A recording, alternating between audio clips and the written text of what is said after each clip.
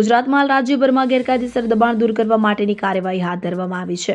અમદાવાદમાં જુવાપુરા, જમાલપુર બાદ એએમસીની ટીમ અને ગુજરાત પોલીસ રાણીપ વિસ્તારમાં દબાણ દૂર કરવા માટે પહોંચી હતી. જો કે ત્યાં દબાણ દૂર કરવા ગયેલી પોલીસ અને મહાનગરપાલિકાની ટીમ પર સ્થાનિકો દ્વારા હુમલો કરવામાં આવ્યો હતો.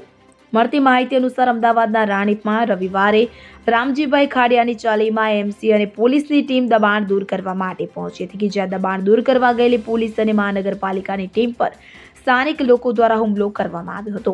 દબાણ દૂર ન કરવા દેવાના પ્રયાસ રૂપે સ્થાનિકો દ્વારા પથ્થરમારો પણ કરવામાં આવ્યો હતો.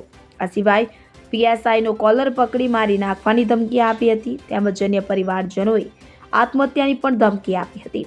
આ સમગ્ર મામલે એએમસીના ટીડીઓ ઇન્સ્પેક્ટર કેતન પ્રજાપતિ દ્વારા ફરિયાદ દાખલ કરવામાં આવી છે. પોલીસ ફરિયાદમાં એએમસી ટીમની કાર્યવાહીમાં અડચણ ઊભી કરવી તેમજ હુમલો કરવાને મામલે 2 મહિલા સહિત કુલ 5 લોકો સામે ગુનો દાખલ કરવામાં આવ્યો છે. Bureau report CN24 news. હવે જુઓ દેશ દુનિયાની તમામ ખબરો તમારી આંગળીના ટેરવે. ઉઠાવો મોબાઈલ અને Google Play Store પરથી ડાઉનલોડ કરો અમારી CN24 ન્યૂઝ મોબાઈલ એપ.